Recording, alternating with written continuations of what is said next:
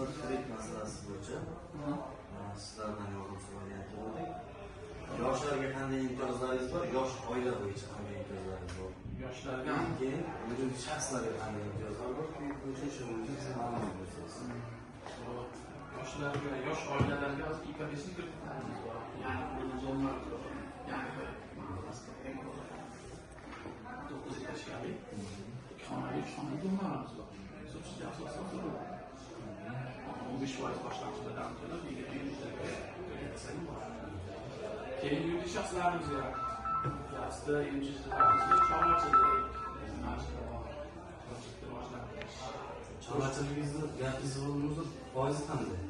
Foizi bank o'z mablag'idan bo'lsa 18%dan, agar o'zini pasporti bo'yicha bo'ladigan bo'lsa 24%, 22% bor. Shunda fuqaroning o'zini o'ziga bo'lsa, to'g'rimi? Beskafil bo'lsa 24%. Garov asosida bor, garov bo'ladi.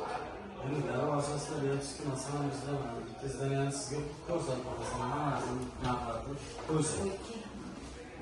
Qanchagacha masalan qanchagacha chiqarib olamiz? Endi holat analizga qadimizda 700 millionlik kredit zdaniyada masalan 7 million bo'lsa, kreditda sizga 500 million to'lay olamiz. 500 million chiqarib berasiz. Fuqaroning o'zining plastiga tashlanadimi yoki firma? Firmaga o'tkazganingizdan keyin olgan tovarga necha yilgacha garantiya beradi? Bank garantiya beradimi? Shu firmaning rahbari garantiya beradi? Firma rahbari ta'minotchi. Endi sizlar o'shanga ishonmasdan